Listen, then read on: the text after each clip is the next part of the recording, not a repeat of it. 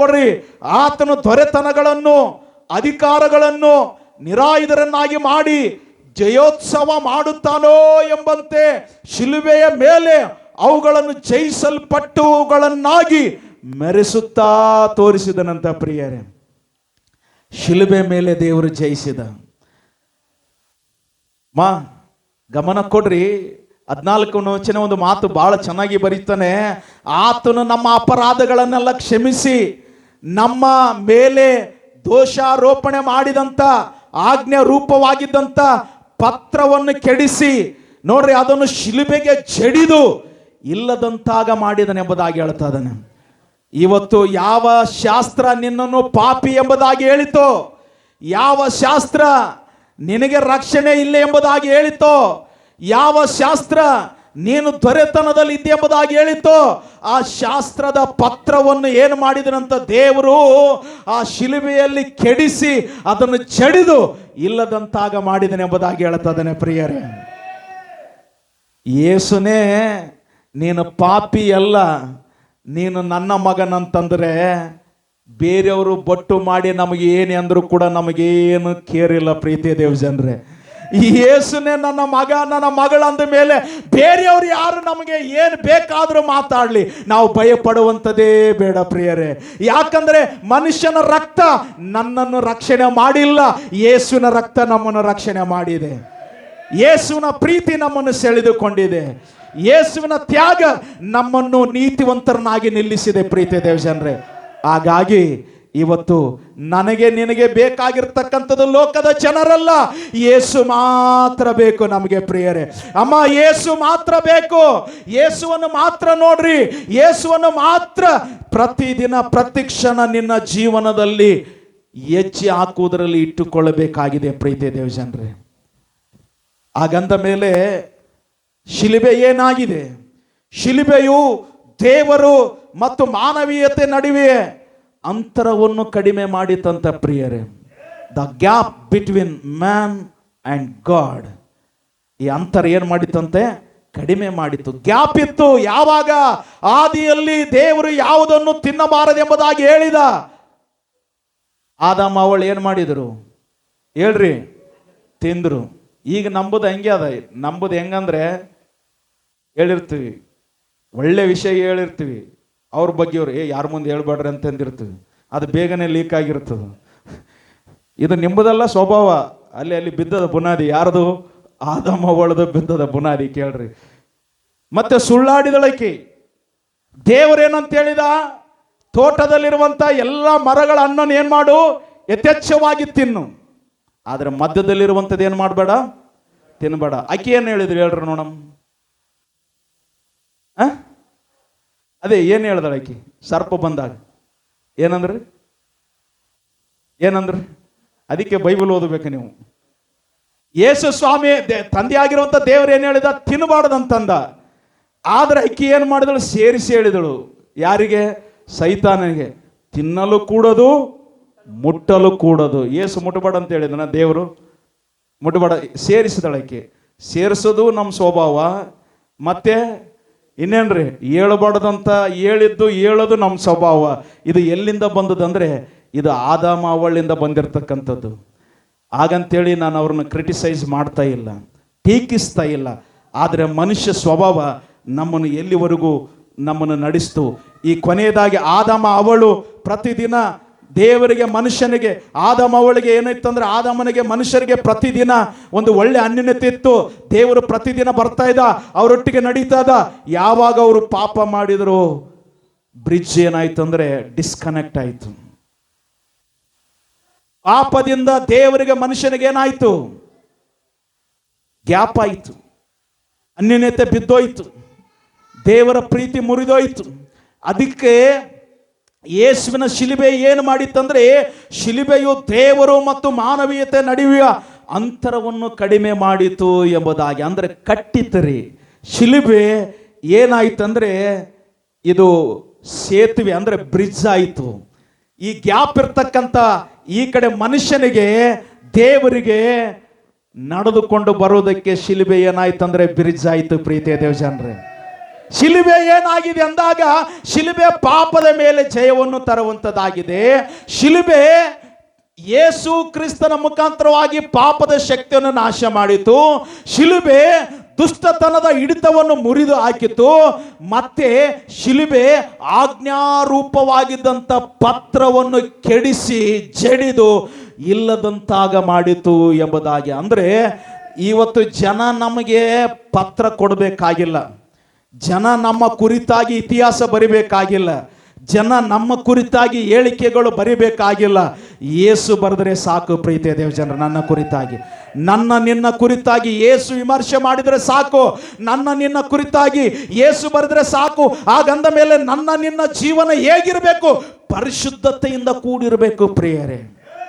ಪರಿಶುದ್ಧತೆ ಅನ್ನುವಂಥದ್ದು ಬಹಳ ಪ್ರಾಮುಖ್ಯತೆ. Without holiness we cannot see god, we cannot please god ಎಂಬುದಾಗಿ ಹೇಳ್ತಾನೆ. ಪರಿಶುದ್ಧತೆ ಇಲ್ಲದೆ ದೇವರನ್ನು ಕಾಣುವುದಕ್ಕಾಗುವುದಿಲ್ಲಂತೆ.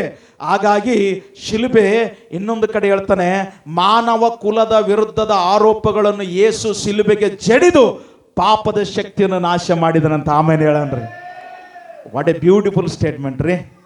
ಮಾನವ ಕುಲದ, ಇಲ್ಲಿ ಜಾತಿ ಇಲ್ಲ, ಗಮನ ಕೊಡ್ರಿ ನಾನು ಹೇಳುವಂತ ಸಂದೇಶ. ಮಾನವ ಕುಲದ ವಿರುದ್ಧ ಆರೋಪಗಳನ್ನು ಏನು ಮಾಡಿದನಂತೆ, ಯೇಸು ತೆಗೆದುಕೊಂಡು ಹೋಗಿ ಶಿಲುಬೆಗೆ ಜಡಿದು, ಅದು ಸುಮ್ಮನೆ ಬಿಡಲಿಲ್ಲ, ಪಾಪದ ಶಕ್ತಿಯನ್ನು ನಾಶ ಮಾಡಿದನಂತ ಪ್ರೀತಿಯ ದೇವಜನರೇ. ಶಿಲುಬೆ, ಯೇಸು ಮತ್ತು ಶಿಲುಬೆ ಇವೆರಡರ ಮಧ್ಯೆ ಪಾಪ ಎನ್ನುವಂಥದ್ದು ಚೆನ್ನಾಗಿ ನೆನಪಿನಲ್ಲಿ ಇಟ್ಕೊಳ್ರಿ. ಇದು ಯೇಸು ಇಷ್ಟೆಲ್ಲ ಮಾಡಿರ್ತಕ್ಕಂಥದ್ದು ಒಂದೇ ಒಂದು ಕಾರಣಕ್ಕಾಗಿ, ಪಾಪವನ್ನು ನಾಶ ಮಾಡುವುದಕ್ಕಾಗಿ, ಪಾಪದಿಂದ ಬಿಡುಗಡೆ ಮಾಡುವುದಕ್ಕಾಗಿ. ಯೇಸು ನಿನಗೆ ಹಣ ಕೊಡುವುದಕ್ಕಾಗಿ ಬರಲಿಲ್ಲ. Please don't mistake on me. Yesu ನಿಮಗೆ ಮನೆ ಕಟ್ಟುವುದಕ್ಕಾಗಿ ಬರಲಿಲ್ಲ. ಯೇಸು ನಿಮಗೆ ಆಸ್ತಿ ಕೊಡುವುದಕ್ಕಾಗಿ ಬರಲಿಲ್ಲ. ಯೇಸು ನಿಮಗೆ ದೊಡ್ಡ ಶ್ರೇಷ್ಠ ವ್ಯಕ್ತಿಗಳನ್ನಾಗಿ ಮಾಡೋದಕ್ಕಾಗಿ ಬರಲಿಲ್ಲ. ಮತ್ತೆ ಹೇಳ್ತೀನಿ, ದೇವರ ವಾಕ್ಯ ಆಧಾರ ಇದೆ, ಯೇಸು ಪಾಪದಿಂದ ಬಿಡುಗಡೆ ಮಾಡೋದಕ್ಕಾಗಿನೇ ಬಂದಿದ್ದಾನೆ ಪ್ರೀತಿಯ ದೇವಜನರೇ. ಅದಕ್ಕೆ ನಾನು 88ನೇ ಕೀರ್ತನೆಯಲ್ಲಿ ಹೇಮಾನನ ಪ್ರಾರ್ಥನೆ ಬಗ್ಗೆ ಪ್ರಸಂಗ ಮಾಡಿದೆ.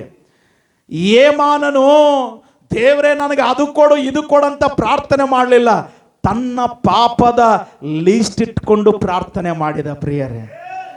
ನಾನು ನೀನು ದೇವರ ಬಳಿಗೆ ಬರಬೇಕಾದ್ರೆ ಒಂದೊಂದು ಸಾರಿ ಇದು ಒಪ್ಪಬೇಕ್ರಿ. ಏನು ಒಪ್ಪಬೇಕು ಹೇಳ್ರಿ? ಹೃದಯ ಒಪ್ಪಬೇಕು. ಒಂದು ಮದುವೆಗೆ ಹೋಗ್ಬೇಕಾದ್ರೆ ನೀವು ಟಿಪ್ ಆಗಿ ರೆಡಿ ಆಗ್ತೀರಿ, ಡ್ರೆಸ್ ಕೋಡ್ ಚೆಕ್ ಮಾಡಿಕೊಳ್ತೀರಿ, ನಿಮ್ಮ ಮುಖ ಸೌಂದರ್ಯತೆ ಬಗ್ಗೆ ಚೆಕ್ ಮಾಡಿಕೊಳ್ತೀರಿ. ಒಬ್ಬ ವ್ಯಕ್ತಿ ಹತ್ರ ಹೋಗ್ಬೇಕಾದ್ರೆ ನಿಮ್ಮ ಒಳ್ಳೆ ಏನಂತಂದ್ರೆ ಶಿಸ್ತನ್ನು ಕಾಪಾಡಿಕೊಳ್ತೀರಿ. ಯೇಸು ಸ್ವಾಮಿ ಹತ್ರ ಬರಬೇಕಾದ್ರೆ ನೀವು ಯಾವ ರೀತಿಗೆ ಬರಬೇಕ್ರಿ? ಹೇಗೆ ಬರಬೇಕು? ಪಾಪ ಸಂಬಂಧವಿಲ್ಲದವರಾಗಿ ಬರಬೇಕು ಪ್ರಿಯರೇ, ಪರಿಶುದ್ಧರಾಗಿ ಬರಬೇಕು ಪ್ರಿಯರೇ, ಪಶ್ಚಾತ್ತಾಪದಿಂದ ಕೂಡಿದವರಾಗಿ ಬರಬೇಕು ಪ್ರಿಯರೇ, ದೇವರ ಪ್ರೀತಿಯಿಂದ ಸೆಳೆಯಲ್ಪಟ್ಟವರಾಗಿ ಬರಬೇಕು ನಾವು. ಆಗ ಮಾತ್ರ ನಾವು ದೇವರನ್ನು ನೋಡಲಿಕ್ಕೆ ಸಾಧ್ಯ. ಯೇಸು ಶಿಲುಬೆ ಮೇಲೆ ಮಾಡಿದಂತ ಕೆಲಸವನ್ನು ಸರಿಯಾಗಿ ಅರ್ಥ ಮಾಡಿಕೊಳ್ಳಲಿಕ್ಕೆ ಸಾಧ್ಯ ಪ್ರೀತಿಯ ದೇವಜನರೇ. ಬಹಳಷ್ಟು ಜನರು ಶಿಲುಬೆ ಗುಡ್ ಫ್ರೈಡೆಗಾಗಿ ಅಲ್ಲರಿ, ಶಿಲುಬೆ ಪ್ರತಿದಿನ ಬೇಕು ನಮಗೆ. ಶಿಲುಬೆ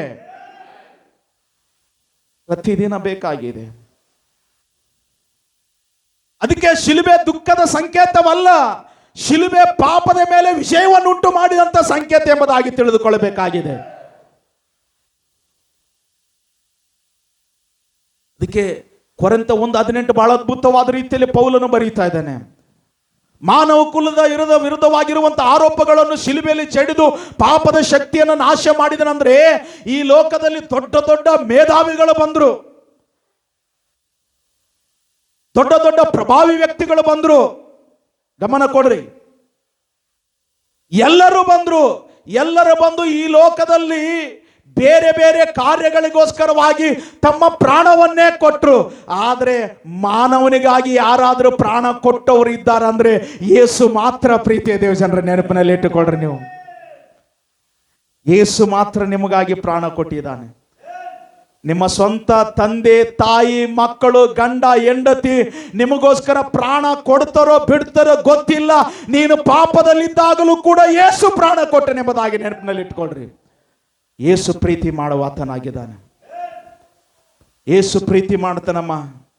ಇವತ್ತು ಪಾಪದ ಜೀವನದಲ್ಲಿ ನೀನು ಬೇಸತ್ತಿದ್ರೆ ಯೇಸು ನಿನಗೆ ಹೇಳ್ತಾ ಇದ್ದಾನೆ, ನನ್ನ ಮಗಳೇ ನನ್ನ ಮಗನೇ ಭಯಪಡಬೇಡ, ನಾನು ನಿನ್ನನ್ನು ಪ್ರೀತಿಸ್ತೇನೆ ಎಂಬುದಾಗಿ ಹೇಳ್ತಾ ಇದ್ದಾನೆ. ಹಾಗಂದ ಮೇಲೆ the man carrying a cross ಎಂಬುದಾಗಿ ಒಂದು ನೋಡುವಾಗ, ಎರಡನೇ ಭಾಗ ಏನಂದ್ರೆ ಶಿಲುಬೆಯು ದೇವರ ಶಕ್ತಿಯಾಗಿದೆ ರೀ. ಶಿಲುಬೆ ಏನಾಗಿದೆ? The power of God. ಶಿಲುಬೆ ಏನಾಗಿದೆ ರೀ? ದೇವರ ಶಕ್ತಿಯಾಗಿದೆ. ಇದು ಶಕ್ತಿ ಅಲ್ಲ, ಕಟ್ಟಿಗೆ ಶಕ್ತಿ ಅಲ್ಲ. ನಾನು ಬರ್ತೀನಿ ಮುಂದೆ ಧರ್ಮೋಪದೇಶ ಖಂಡಕದಲ್ಲಿ ಇದರ ಬಗ್ಗೆ ಒಳ್ಳೆ ಅದ್ಭುತವಾದಂಥ ವಿವರಣೆ ಇದೆ. ಇದು ಶಕ್ತಿ ಅಲ್ಲ, ಇದರ ಮೇಲೆ ನನಗಾಗಿ ನಿನಗಾಗಿ ಕೆಲಸವನ್ನು ಮಾಡಿ ಮುಗಿಸಿದಂತ ಯೇಸುವಿನಲ್ಲಿ ಶಕ್ತಿ ಇದೆ ಎಂಬುದಾಗಿ ತಿಳಿದುಕೊಳ್ಳಬೇಕು. ನಾವು ಸಂಕೇತವನ್ನು ಕೊಟ್ಟಿದ್ದಾನೆ ದೇವರು ಅಷ್ಟೇ. ಸಂಕೇತ ಅರ್ಥ ಮಾಡಿಕೊಡ್ರೆ ನಾನು ಹೇಳುವಂತ ವಿಷಯ, ಸಿಂಬಲ್ ಕೊಟ್ಟಿದ್ದಾನೆ ದೇವರು. ಅದಕ್ಕೆ ಶಿಲುಬೆ ವಿಷಯವಾದಂಥ ಮಾತು ನಾಶನ ಮಾರ್ಗದಲ್ಲಿರುವ ಹುಚ್ಚು ಮಾತಾಗಿದೆ, ರಕ್ಷಣೆ ಮಾರ್ಗದಲ್ಲಿರುವ ನಮಗಾದರೂ ದೇವರ ಶಕ್ತಿಯಾಗಿದೆ ಎಂಬುದಾಗಿ ಹೇಳಿದ ಮೇಲೆ ಗಲಾತ್ಯ ಪತ್ರಿಕೆ 6ನೇ ಅಧ್ಯಾಯ 14ನೇ ವಚನದಲ್ಲಿ ಒಂದು ಮಾತು ಹೇಳ್ತಾನೆ, ನಮಗಾದರೂ ಕರ್ತನಾದಂಥ ಯೇಸು ಕ್ರಿಸ್ತನ ಶಿಲುಬೆ ವಿಷಯದಲ್ಲಿ ಹೊರತು ಎಚ್ಚರ ಪಡುವುದು ಬೇಡವೇ ಬೇಡ ಅಂತಾರೆ ಪ್ರಿಯರು. ಇದು ಅರ್ಥ ಆಗ್ತದಿಲ್ಲ ನಿಮಗೆ? ನಾನೇನಾದ್ರೂ ಎಚ್ಚರ ಪಡಬೇಕು ಹೆಚ್ಚಿಸಬೇಕಂತಂದ್ರೆ ಶಿಲುಬೆ ಮಾತ್ರ ಅಂತ ಪ್ರಿಯರೇ. ಶಿಲುಬೆ ವಿಷಯವಾದ ಯಾಕೆ ವಚನ ಹೇಳ್ತಾನೆ, ಆತನ ಮೂಲಕ ಲೋಕವು ಶಿಲುಬೆಗೆ ಹಾಕಿಸಿಕೊಂಡು ನನ್ನ ಪಾಲಿಗೆ ಸತ್ತಿತು ಎಂಬುದಾಗಿ ಹೇಳ್ತದನೆ ಪ್ರಿಯರೇ. ಈಗ ನೋಡ್ರಿ, ಯೇಸು ಯಾರ ಪಾಲಿಗೆ ಸತ್ತ? ನನ್ನ ನಿನ್ನ ಪಾಲಿಗೆ ಸತ್ತ ಪ್ರಿಯರೇ. ಗಂಡ ಹೆಂಡತಿನ ಪಾಲಿಗೆ ಸಾಯುವುದಿಲ್ಲ, ಹೆಂಡತಿ ಗಂಡನ ಪಾಲಿಗೆ ಸಾಯುವುದಿಲ್ಲ, ಆದರೆ ಸ್ನೇಹಿತನು ಕೂಡ ಸ್ನೇಹಿತನ ಪಾಲಿಗೆ ಸಾಯುವುದಿಲ್ಲ. ಯೇಸು ಒಂದು ವೇಳೆ ಇವತ್ತು ನನ್ನ ನಿನ್ನ ಪಾಲಿಗೆ ಸತ್ತಿದನಂತಂದ್ರೆ ಪಾಪದಿಂದ ಬಿಡುಗಡೆ ಮಾಡೋದಕ್ಕಾಗಿ ಸತ್ತಿದ್ದಾನೆ ಪ್ರೀತಿ ದೇವಜನರೇ. ಓನ್ಲಿ ಅದಕ್ಕೆ ಹೇಳ್ತಾನೆ, ದ ರೆಮಿಡಿ ಸಿನ್ಗೆ, ಪಾಪಕ್ಕೆ ರೆಮಿಡಿ ಏನು? What is the remedy for sin? The remedy is the blood of Jesus Christ ಎಂಬುದಾಗಿ ಪ್ರಿಯರೇ. ಪರಿಹಾರ ಏನು? ಪಾಪಕ್ಕೆ ಪರಿಹಾರ ಏನು? ಯೇಸುವಿನ ರಕ್ತ ಮಾತ್ರ ಪರಿಹಾರಮ್ಮ. ನೀನು ಎಷ್ಟೇ ಪ್ರಯತ್ನ ಪಡು, ಎಷ್ಟೇ ಒಳ್ಳೆಯದು ಮಾಡು, ನೀನು 1000 ಜನಕ್ಕೂ ಊಟ ಹಾಕು, ಲಕ್ಷಾಂತರ ರೂಪಾಯಿ ಸಹಾಯ ಮಾಡು, ಅದು ಏನು ಲೆಕ್ಕಕ್ಕೆ ಬರುವುದಿಲ್ಲ. ವಚನ ಹೇಳ್ತದೆ, ಕರ್ಮ ಮಾರ್ಗದಿಂದ ಯಾರು ದೇವರನ್ನು ಕಾಣುವುದಿಲ್ಲ ಅಂತಾರೆ. ಯಾವುದರಿಂದ ಕಾಣುತ್ತದೆ? ಎಫೆಸ 2:8 ಹೇಳ್ತದೆ, ಈಗೋ ನಂಬಿಕೆ ಮೂಲಕ ಕೃಪೆಯಿಂದ ರಕ್ಷಣೆ ಹೊಂದಿದವರಾಗಿದ್ದೀರಿ. ಆ ರಕ್ಷಣೆ ನಿಮ್ಮಿಂದ ಉಂಟಾದುದಲ್ಲ, ಅದು ದೇವರ ದಾನವೇ ಎಂಬುದಾಗಿ ಹೇಳ್ತದೇನೆ ಪ್ರಿಯರೇ. Only the gift of god. ಇವತ್ತು ಆ ರಕ್ಷಣೆ ನಮಗೆ ನಿಮಗೆ ಸಿಕ್ಕಿರುವಂಥದ್ದಾಗಿದೆ. ಹಾಗಂದ ಮೇಲೆ ಶಿಲುಬೆ ಏನಾಗಿದೆ ಅಂದ್ರೆ ದೇವರ ಶಕ್ತಿಯಾಗಿದೆ ಅಮ್ಮ. ಶಿಲುಬೆ ಏನಾಗಿದೆ ರೀ? ದೇವರ ಶಕ್ತಿಯಾಗಿದೆ. ಜನಗೆ ನೀವು ಹೇಳ್ಬೇಕು, ದೇವರ ಶಕ್ತಿ ಯಾಕೆ ಗೊತ್ತದ್ರಿ? ಇಡೀ ಲೋಕದ ಪಾಪವನ್ನು ಏನ್ ಮಾಡಿದಂತೆ. ಅದಕ್ಕೆ ನಾನು ಸಾರಿ ಹೇಳಿದೆ ಹೋದ ವಾರ, ಲೋಕದ ಪಾಪವನ್ನು ಹೊತ್ತುಕೊಂಡು ಬರುವಂತ ಯಜ್ಞದ ಕುರಿ ಸ್ನಾನಿಕನಾದ ಯೆಹೋವನನ್ನು ಹೇಳ್ತಾ ಇದ್ದಾನೆ. ಇಲ್ಲಿ ಗಲಾತ್ಯ 6:14 ಹೇಳ್ತದೆ, ಆತನ ಮೂಲಕ ಲೋಕವು ಶಿಲುಬೆಗೆ ಹಾಕಿಸಿಕೊಂಡು ನನ್ನ ಪಾಲಿಗೆ ಸತ್ತಿತ್ತು. ನಾನು ಶಿಲುಬೆಗೆ ಹಾಕಿಕೊಂಡು ಯಾವುದರ ಪಾಲಿಗೆ ಸತ್ಯನು? ಲೋಕದ ಪಾಲಿಗೆ ಸತ್ಯನು. ಕಮನ ಚಪ್ಪಳೆ ತಟ್ಟಿ ದೇವರು ನಮ್ಮನ್ನು ಘನಪಡಿಸೋಣ.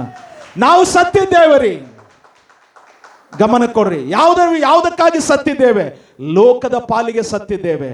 ಕಣ್ಣಿನ ಆಸೆಗಳಿಗೋಸ್ಕರವಾಗಿ ಸತ್ತಿದ್ದೇವೆ, ಶರೀರದ ಆಸೆಗಳಿಗೋಸ್ಕರವಾಗಿ ಸತ್ತಿದ್ದೇವೆ, ವ್ಯಭಿಚಾರಕ್ಕಾಗಿ ಸತ್ತಿದ್ದೇವೆ, ಇವತ್ತೇನಂದ್ರೆ ಮೋಸಕ್ಕಾಗಿ ಸತ್ತಿದ್ದೇವೆ, ವಂಚನೆಗಾಗಿ ಸತ್ತಿದ್ದೇವೆ, ಅಶ್ಲೀಲ ಚಿತ್ರಗಳನ್ನು ನೋಡುವುದರಲ್ಲಿ ಸತ್ತಿದ್ದೇವೆ, ಅಶ್ಲೀಲ ಮಾತಾಡುವುದರಲ್ಲಿ ಸತ್ತಿದ್ದೇವೆ, ಅಪರಿಶುದ್ಧ ಜೀವನ ಮಾಡುವುದರಲ್ಲಿ ಸತ್ತಿದ್ದೇವೆ. ಕಾರಣ ಲೋಕದ ಪಾಲಿಗೆ ನಾನು ನೀನು ಸತ್ತು ಕ್ರಿಸ್ತನಲ್ಲಿ ಏನಾಗಿದ್ದೀವಿ ಅಂದ್ರೆ ಎದ್ದು ಬಂದಿದ್ದೇವೆ ಪ್ರೀತಿಯ ದೇವಜನರೇ. ಹಾಗಂದ ಮೇಲೆ ನಾವು ಸತ್ತಿದ್ದೀವಿ ಅಂತಂದ ಮೇಲೆ ಮತ್ತೆ ಸತ್ತಂತ ಹೆಣವನ್ನು ನಾವು ಏನು ಮಾಡಿದಾಗೆ? ತೋಡಿದಾಗ ಏನಾಗ್ತದೆ? ವಾಸನೆ. ನಿನ್ನ ಜೀವನ ದೇವರಿಗೆ ವಾಸನೆಯ ಜೀವನವಾಗಬಾರದು. ಪಾಪದಿಂದ ಕೂಡಿದಂಥ ಹೊಲಸಿನ ಜೀವನವಾಗಬಾರದು. ನಿನ್ನ ಜೀವನ ಪರಿಶುದ್ಧತೆಯಿಂದ ಕೂಡಿದಂಥ ಪರಿಮಳ ಜೀವನವಾಗಿ ಮಾರ್ಪಡಬೇಕು. ಪ್ರೀತಿಯ ದೇವಜನರೇ, ಅದು ದೇವರು ಇಷ್ಟಪಡ್ತಾನೆ. ಶಿಲುಬೆ ದೇವರ ಶಕ್ತಿ. ಇನ್ನೊಂದು ಗೊತ್ತಾದ್ರೆ ಶಿಲುಬೆ ಏನಾಯ್ತು?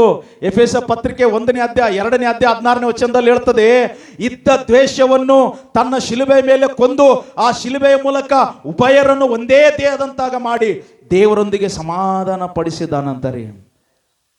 Listen very ಕೇರ್ಫುಲ್ಲಿ. ಇಲ್ಲೇನು ಗೊತ್ತದ್ರಿ, ಯೇಸು ದ್ವೇಷಿಸುವಂತ ಮನುಷ್ಯನನ್ನು ಕೊಲ್ಲಲಿಲ್ಲ ಅಂತಾರೆ. ದ್ವೇಷ ಮಾಡುವಂತ ಮನುಷ್ಯನನ್ನು ಕೊಲ್ಲಿಲ್ಲ. ಶಿಲುಬೆಯಲ್ಲಿ ಏನನ್ನು ಕೊಂದನಂತೆ? ದ್ವೇಷವನ್ನು ಕೊಂದನಂತೆ ಯೇಸು ಸ್ವಾಮಿ. ಎಂತ ಅದ್ಭುತವಾದಂತ ಮಾತು. ಯೇಸುವನ್ನು ದ್ವೇಷ ಮಾಡುವಂತ ಮನುಷ್ಯನನ್ನು ಕೊಲ್ಲಲಿಲ್ಲ, ದ್ವೇಷವನ್ನು ಕೊಂದನಂತ ಪ್ರಿಯರೇ. ಅಂದ್ರೆ ಪಾಪ ಮಾಡುವಂತ ಮನುಷ್ಯನನ್ನು ಕೊಲ್ಲಲಿಲ್ಲ, ಪಾಪವನ್ನು ಕೊಂದನಂತ ಪ್ರೀತಿಯ ದೇವಜನರೇ. ಅಂದ್ರೆ ಶಿಲುಬೆ ಇವತ್ತು ಏನಾಗಿದೆ ಅಂತಂದ್ರೆ ದೇವರ ಶಕ್ತಿ ಆಗಿದೆ. ಶಿಲುಬೆ ಏನಾಗಿದೆ ರೀ? ದೇವರ ಶಕ್ತಿ. ಫಿಲಿಪ್ಪ 2:8 ಹೇಳ್ತಾನೆ, ಹೀಗೆ ಆತನು ಆಕಾರದಲ್ಲಿ ಮನುಷ್ಯನಾಗಿ ಕಾಣಿಸಿಕೊಂಡಿದ್ದಾಗ ತನ್ನನ್ನು ತಗ್ಗಿಸಿಕೊಂಡು ಮರಣವನ್ನೆಂದರೆ ಶಿಲುಬೆಯ ಮರಣವನ್ನು ಹೊಂದುವಷ್ಟು ವಿಧೇಯನಾದನು. ಫಿಲಿಪ್ ಚಾಪ್ಟರ್ 2 verse 8 ಹೇಳ್ತಾ ಇದ್ದಾನೆ. ಏನಂತೆ?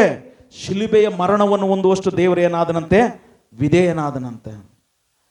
ಇಬ್ರಿಯ ಗ್ರಂಥಕರ್ತನ 12ನೇ ಅಧ್ಯಾಯ 2ನೇ ವಚನದಲ್ಲಿ ಹೇಳ್ತಾನೆ, ಆತನು ತನ್ನ ಮುಂದೆ ಇಟ್ಟಿದ್ದ ಸಂತೋಷಕ್ಕೋಸ್ಕರ ಅವಮಾನವನ್ನು ಅಲಕ್ಷ್ಯ ಮಾಡಿ ಶಿಲುಬೆಯ ಮರಣವನ್ನು ಸಹಿಸಿಕೊಂಡು ದೇವರ ಸಿಂಹಾಸನದ ಬಲಗಡೆಯಲ್ಲಿ ಆಸನರೂಢನಾಗಿದ್ದಾನೆ ಎಂಬುದಾಗಿ.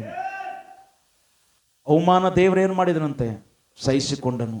ನಾನು ನೀನು ಅವಮಾನವನ್ನು ಸಹಿಸಿಕೊಳ್ಳಬೇಕು. ಕಾರಣ ನಮ್ಮ ಮುಂದೆ ಒಂದು ದೊಡ್ಡ ಸಂತೋಷ ಇದೆ. ಆ ಸಂತೋಷ ಏನು? ಬೇರೆ ಏನಲ್ಲ ರೀ, ನಿತ್ಯ ಜೀವವೇ ಸಂತೋಷ ಪ್ರಿಯರೇ. ನಿತ್ಯ ಜೀವವೇ ಸಂತೋಷ. ಇದನ್ನು ಚೆನ್ನಾಗಿ ನೆನಪಿನಲ್ಲಿ ಇಟ್ಕೊಳ್ರಿ. ಹಣ ಅಲ್ಲ, ಆಸ್ತಿ ಅಲ್ಲ, ಅಂತಸ್ತಲ್ಲ, ನೇಮ್ ಅಲ್ಲ, ಫೇಮ್ ಅಲ್ಲ, ನಿತ್ಯ ಜೀವವೇ ಸಂತೋಷ ಎಂಬುದಾಗಿ ತಿಳಿದುಕೊಳ್ಳ್ರಿ. Amen. The book of Revelation chapter 5 verse 9 ಹೇಳ್ತಾನೆ. ಇಲ್ಲಿ ಯೇಸು ಕ್ರಿಸ್ತನ ಕುರಿತಾಗಿ ಪ್ರಕಟಣೆ ಗ್ರಂಥ 5ನೇ ಅಧ್ಯಾಯ 9 ನೋಡ್ತೇವೆ. ಅವರು ಹೊಸ ಹಾಡನ್ನು ಹಾಡುತ್ತಾ, ನೀನು ಸುರುಳಿಯನ್ನು ತೆಗೆದುಕೊಂಡು ಅದರ ಮುದ್ರೆಗಳನ್ನು ಒಡೆಯುವುದಕ್ಕೆ ಯೋಗ್ಯವೇ? ನೀನು ಯಜ್ಞಾರ್ಪಿತನಾಗಿ ನಿನ್ನ ರಕ್ತದಿಂದ ಸಕಲ ಕುಲ, ಭಾಷೆ, ಪ್ರಜೆ, ಜನಾಂಗದವರಿಂದ ಮನುಷ್ಯರನ್ನು ದೇವರಿಗಾಗಿ ಕೊಂಡಾಡಿರಿ ಎಂಬುದಾಗಿ ಹೇಳ್ತದೆ. ಪ್ರಕಟಣೆ ಗ್ರಂಥದಲ್ಲಿ ಯೇಸು ಕ್ರಿಸ್ತನ ಏನಾದಂತೆ? ಯಜ್ಞಾರ್ಪಿತನಾಗಿ ರಕ್ತದಿಂದ ಸಕಲ ಕುಲ, ಭಾಷೆ. ಅಂದ್ರೆ ನಾನು ಆವಾಗಲೇ ಹೇಳಿದನಲ್ರಿ, ಮಾನವ ಕುಲದ ಪ್ರತಿಯೊಂದು ಜನಾಂಗಕ್ಕೋಸ್ಕರವಾಗಿ ಪಾಪದ ಶಕ್ತಿಯನ್ನು ನಾಶ ಮಾಡುವುದಕ್ಕಾಗಿ ಯೇಸು ಶಿಲುಬೆಯ ಕಂಬವನ್ನು ಏರಿದನಂತೆ ಎಂಬುದಾಗಿ. ರೋಮ 5:8 ಹೇಳ್ತಾನೆ. ಏನಂತ ಹೇಳ್ತಾನಂದ್ರೆ, ಆದರೆ ನಾವು ಪಾಪಿಗಳಾಗಿದ್ದಾಗಲೂ ಕ್ರಿಸ್ತನು ನಮಗೋಸ್ಕರ ಏನ್ ಮಾಡಿದನಂತೆ? ಪ್ರಾಣ ಕೊಟ್ಟನು. ದೇವರು ನಮ್ಮ ಮೇಲೆ ತನಗಿರುವಂತ ಪ್ರೀತಿಯನ್ನು ಸಿದ್ಧಾಂತಪಡಿಸಿದ್ದಾನೆ. 1 ಪೇತ್ರ 2ನೇ ಅಧ್ಯಾಯ 24 ನೋಡುತ್ತೇವೆ, ನಾವು ಪಾಪದ ಪಾಲಿಗೆ ಸತ್ತು ನೀತಿವಂತರಾಗಿ ಜೀವಿಸುವಂತೆ ಆತನು ನಮ್ಮ ಪಾಪಗಳನ್ನು ತನ್ನ ದೇಹದಲ್ಲಿ ತಾನೇ ಹೊತ್ತುಕೊಂಡು ಮರಣದ ಕಂಬವನ್ನು ಏರಿದನು. ಆತನ ಬಾಸುಂಡೆಗಳಿಂದ ನಮಗೆ ಗುಣವಾಯಿತು. ನಮ್ಮ ಪಾಪಗಳ ನಿಮಿತ್ತವಾಗಿ ಎಂಬುದಾಗಿ ಬರೆಯುತ್ತದೆ ಶಿಲುಬೆ ವಿಷಯದಲ್ಲಿ. ಅದಾದ ಮೇಲೆ 1 ಕೊರಿಂಥ 2:2 ಏನು ಹೇಳ್ತಾನೆ? 1 Corinthians chapter 2 verse 2 ನೋಡ್ತೇವೆ, ನಾನು ಶಿಲುಬೆಗೆ ಹಾಕಲ್ಪಟ್ಟನಾದ ಯೇಸು ಕ್ರಿಸ್ತನನ್ನು ಹೊರತು ಬೇರೆ ಯಾವುದನ್ನು ತಿಳಿದವನಾಗಿ ನಿಮ್ಮಲ್ಲಿ ಇರುವೆನೆಂದು ತೀರ್ಮಾನಿಸಿಕೊಂಡೇನೆ ಎಂಬುದಾಗಿ ಪೌಲ ಹೇಳ್ತಾನೆ. ಏನಂತ ಹೇಳ್ತಾನೆ ಪೌಲ? ನಾನು ಶಿಲುಬೆಗೆ ಹಾಕಲ್ಪಟ್ಟಂತ ಯೇಸುವಿನ ಬಗ್ಗೆ ಮಾತ್ರ ನನಗೆ ಗೊತ್ತಿದೆ. ಈಗ ನಿಮಗೆ ಯೇಸುವಿನ ಬಗ್ಗೆ ಸರಿಯಾಗಿ ಗೊತ್ತಿದೆಯಾ?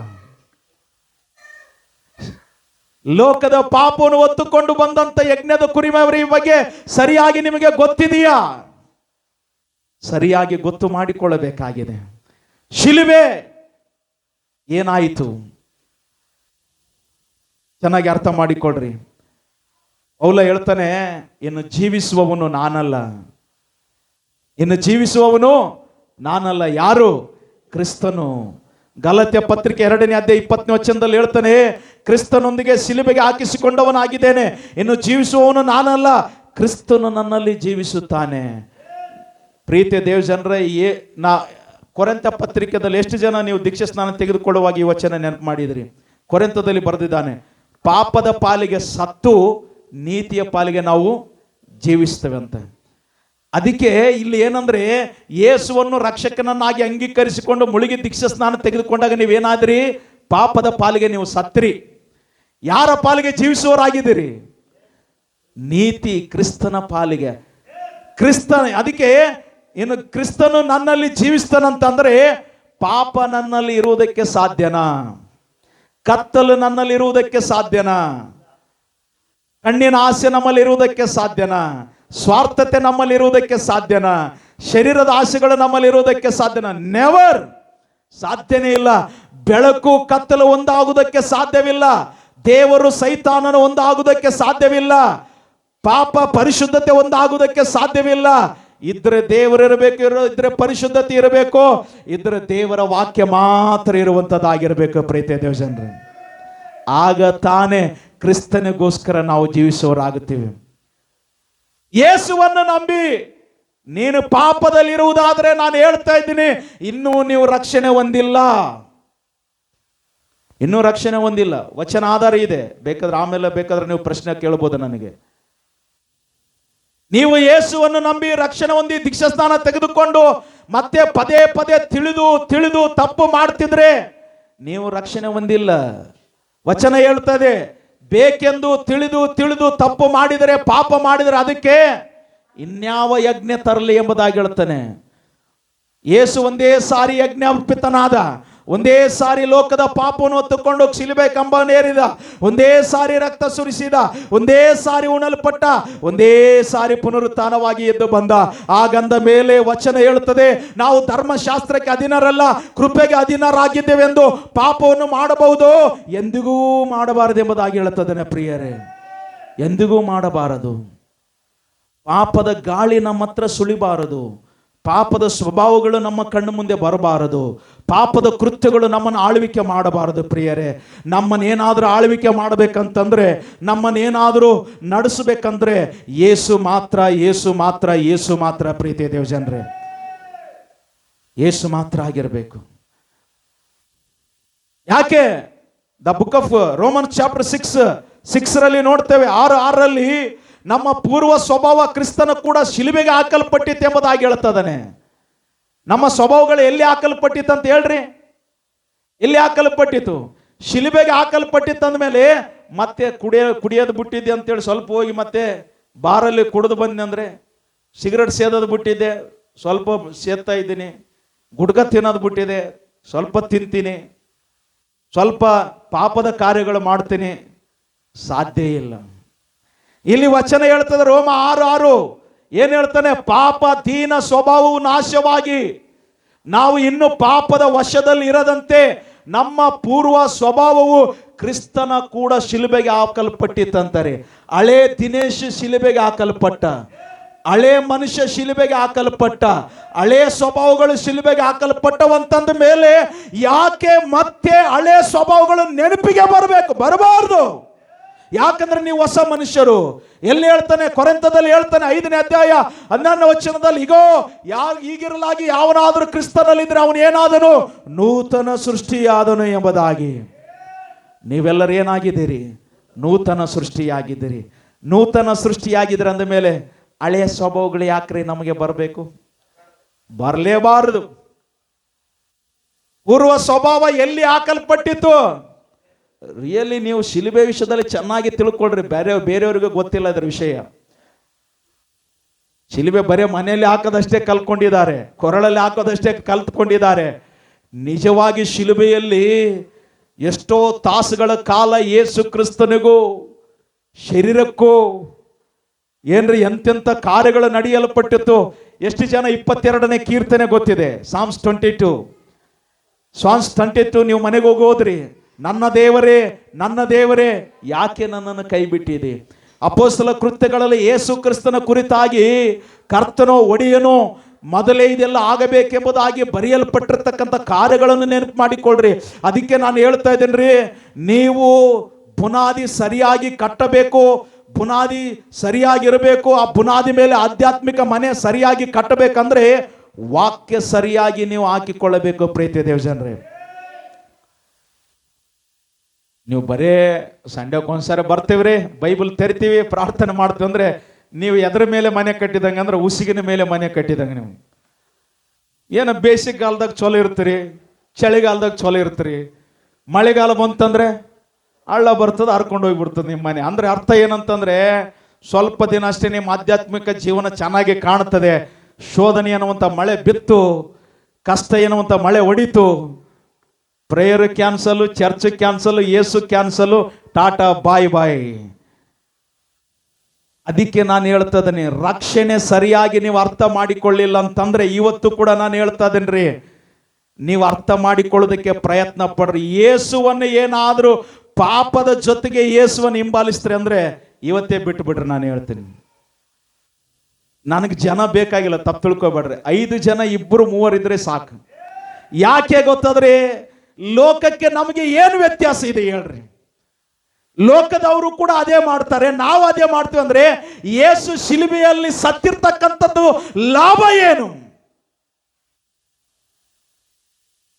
ಶಿಲುಬೆ ಪಾಪದ ಶಕ್ತಿಯನ್ನೇ ನಾಶ ಮಾಡಿ ತಂದ ಮೇಲೆ ಪಾಪ ನನ್ನೊಳಗಡೆ ಇರುವುದಾದರೆ ಯೇಸು ನಿನ್ನೊಳಗಡೆ ಇಲ್ಲ. ಅದಕ್ಕೆ ಹೇಳ್ತಾ ಇದ್ದೀನಿ, ಯೇಸುವನ್ನು ಒಂದು ವೇಳೆ ಸುಮ್ಮನೆ ಆಶೀರ್ವಾದಕ್ಕೂ ಸುಮ್ಮನೆ ರೋಗ ಸ್ವಸ್ಥಕ್ಕೆ ಏನಾದರೂ ನಂಬಿದರೆ ಇವತ್ತೇ ಬಿಟ್ಟು ಬಿಡ್ರಿ. ನಾನು ಹೇಳ್ತೀನಿ ಏನ್ರಮ್ಮ, ತಪ್ಪು ತಿಳ್ಕೊಬೇಡ್ರಿ. ನನ್ನ ಸಂದೇಶ ವಾಕ್ಯ ಆಧಾರ ಇದೆ. ಬೇರೆಯವರು ಹೆಂಗ್ ಉಪದೇಶ ಮಾಡ್ತಾರೋ ಗೊತ್ತಿಲ್ಲ, ನನ್ನ ಬೈಬಲಲ್ಲಿ ಅಂತ ಇದು ಬರೆಯಲ್ಪಟ್ಟಿದೆ ಪ್ರಿಯರೇ. ಮತ್ತೆ ನಾನು ನಿಮಗೆ ಹೇಳ್ತೀನಿ, ನಾನು ಹೇಳುವಂಥದ್ದು ಏನಾದರೂ ಬೈಬಲಲ್ಲಿ ಇಲ್ಲ ಅಂದ್ರೆ ನನ್ನನ್ನು ನಂಬಬೇಡ್ರಿ. ನಾನು ಹೇಳುವಂಥದ್ದು ಬೈಬಲಲ್ಲಿ ಇದ್ರೆ ಮಾತ್ರ ನೀವು ನಂಬ್ರಿ ಪ್ರೀತಿಯ ದೇವಜನರೇ. ನಾನು ದೇವರ ಮುಂದೆ ನಿಲ್ಲಬೇಕಾಗ್ತದೆ, ಲೆಕ್ಕ ಕೊಡ್ಬೇಕು. ನಾನು ಮೈಕ್ ಹಿಡ್ಕೊಂಡು ಮಾತಾಡ್ತೀನಿ ಅಂದ್ರೆ ಇಲ್ಲಿ ಹೊಡಿತಿರ್ತದೆ, ನನಗೆ ತಿಳ್ಕೊಳ್ರಿ. ನಾನು ಹೇಳ್ತೀನಿ, ಇಲ್ಲಿ ಹೊಡಿತಿದೆ ಫಸ್ಟ್. ಅದಕ್ಕೆ ಒಬ್ಬ ಸೇವಕನ ಹೇಳ್ತಾನೆ, ನೀನು ಸಂದೇಶ ಒಂದು ವೇಳೆ ಸಿದ್ಧರಾದ್ರೆ ಆ ಸಂದೇಶ ಮೊದಲು ನೀನು ಉಪದೇಶ ಮಾಡ್ಕೋ, ತದನಂತರ ಸಭೆಗೆ ಉಪದೇಶ ಮಾಡಬಹುದಾಗಿ ಹೇಳ್ತಾನೆ. ಫಸ್ಟ್ ನನಗ್ರಿ ಇದು, ಸೆಕೆಂಡ್ ನಿಮಗಾಗ್ತದೆ. ನೆನಪಿನಲ್ಲಿ ಇಟ್ಕೊಳ್ರಿ. ಹಾಗಾಗಿ ರಕ್ಷಣೆ, ಶಿಲುಬೆ ಇದು ನಿಮಗೆ ಗೊತ್ತಿಲ್ಲ ಅಂದ್ರೆ ಪ್ಲೀಸ್ ಅದರ ಬಗ್ಗೆ ತಿಳ್ಕೊಳ್ಳೋಕ್ಕೆ ಪ್ರಯತ್ನ ಮಾಡ್ರಿ. ಯಾಕ್ರಿ ನಮಗಂದ್ರೆ ಯೇಸು ಕೂಡ ಹೇಳ್ತಾನೆ, ನೀವು ಯಾಕ್ರಿ ನಮಗೆ ಬೇಕಾಗಿಲ್ಲ ಅಂತ ಹೇಳ್ತಾನೆ. ಏನಂದ್ರು? 5 ಮಂದಿ ಬುದ್ಧಿ ಇರುವ ಕನ್ನಿಕೆಯರು, 5 ಮಂದಿ ಬುದ್ಧಿ ಇಲ್ಲದವರು ಕನ್ನಿಕೆಯರು. ಏನಾಯ್ತು ಗೊತ್ತಾದ್ರೆ, ಬುದ್ಧಿರೋರು ಏನ್ ಮಾಡಿದ್ರು? ಎಲ್ಲ ತಂದ್ರು, ಆರತಿಗಳು ತಂದ್ರು, ಎಣ್ಣೆ ತಂದ್ರು, ಎಲ್ಲ ತಂದ್ರು. ಬುದ್ಧಿ ಇರ್ಲಾರ್ದ್ರೆ ಅಲ್ಲಿ ಹೋಗಿ ತಗೊಂಡ್ರಾಯ್ತು ಬಿಡು, ಯಾರಿಗೇನು ಕೇಳಿದ್ರಾಯ್ತು. ನೋಡೋಣ ತಗೋರಿ, ಚರ್ಚ್ನಾಗ ಹೋಗಿ ಬೈಬಲ್ ಕೇಳಿದ್ರಾಯ್ತು ಪಕ್ಕದವ್ರ ಹತ್ರ ರೆಫರೆನ್ಸ್ ಬರ್ಕಕ್ಕ, ಅದಕ್ಕ ಇದಕ್ಕ. ಬೈಬಲ್ ತರಕ ನಾಚಿಕೆ ನಮಗೆ ಚರ್ಚ್ಗೆ. ಅವನ ಬರೆಸುವಾರ್ತೆಯಲ್ಲಿ ಯಾರು ನನ್ನವನೆಂಬುದಾಗಿ ನೀವು ಒಪ್ಪಿಕೊಳ್ಳುತ್ತೀರಿ ತಂದೆ ಮುಂದೆ ಕೂಡ ಏನಂದ ಯೇಸು? ಒಪ್ಪಿಕೊಳ್ತೀನಿ ಅಂತಾನೆ. ಒಂದು ವೇಳೆ ನೀನು ನನ್ನವನು ಎಂಬುದಾಗಿ ಯೇಸು ಒಪ್ಪಬೇಕಾದ್ರೆ ನೀವು ಯೇಸುವಿಗೆ ಒಪ್ಪಬೇಕಾದ ರೀತಿಯಲ್ಲಿ ನಡಿಬೇಕು. ಯೇಸು ಏನು ಒಪ್ಪುತ್ತಾನೆ? ಪಾಪದಿಂದ ಬೇರ್ಪಡಿಸುವುದನ್ನು ದೇವರು ಒಪ್ಪುತ್ತಾನೆ. ಪಶ್ಚಾತ್ತಾಪದ ಮನಸ್ಸನ್ನು ಒಪ್ಪುತ್ತಾನೆ. ಪರಿಶುದ್ಧತೆಯಿಂದ ಕೂಡಿದಂಥ ವ್ಯಕ್ತಿಯನ್ನು ದೇವರು ಒಪ್ಪುತ್ತಾನೆ. ದೇವರಿಗೋಸ್ಕರ ನಿರ್ಭಯವಾಗಿ ನಾನು ದೇವರ ಮಗನಂತೇಳಿ ಇಡೀ ಜನಸಾಮಾನ್ಯರ ಮುಂದೆ ಒಪ್ಪುವಂಥ ಮನುಷ್ಯನನ್ನು ಯೇಸು ಒಪ್ಪುವಾತನಾಗಿದ್ದಾನೆ ಪ್ರಿಯರೇ. ಅದು ನಮಗೆ ಬೇಕು. ಏನು ಮಾಡ್ಬೇಕ್ರಿ? ಒಂದು ವೇಳೆ ನಾವು ಚರ್ಚಿಗೆ ಹೋಗ್ತೀವಿ ಅಂತೇಳಿ ಅವ್ರ ಮುಂದೆ ಹೇಳಿದರೆ ಜನ ಏನು ಮಾಡ್ತಾರ್ರಿ? ಇವತ್ತು ನಿನ್ನನ್ನು ಉದ್ಯೋಗದಿಂದ ತೆಗಿಲಿ, ದೇವರಿಗೆ ಸ್ತೋತ್ರ. ಉದ್ಯೋಗವನ್ನು ದೇವರು ಏನಂತಂದ್ರೆ ವಾಕ್ಯ ಹೇಳುತ್ತದೆ, ಏನು ಗೊತ್ತದ್ರಿ? ಉದ್ಧಾರವು ಮೂಡಲಿಂದ ಆಗಲಿ ಪಡವಲಿಂದ ಆಗಲಿ ಬರುವುದಿಲ್ಲ, ಉದ್ಧಾರವು ಯೆಹೋವನಿಂದಲೇ ಬರುತ್ತದೆ ಎಂಬುದಾಗಿ ಪ್ರೇಯರ್. ಉದ್ಧಾರ ಮಾಡುವವನು ಒಂದು ವೇಳೆ ನಿನ್ನೊಳಗಡೆ ಇದ್ದರೆ ಈ ಲೋಕದ ಅಧಿಕಾರಿಗಳ ಮುಂದೆ ನಿಲ್ಲುವುದಕ್ಕೂ ಕೂಡ ಧೈರ್ಯ ಕೊಡುತ್ತೆ.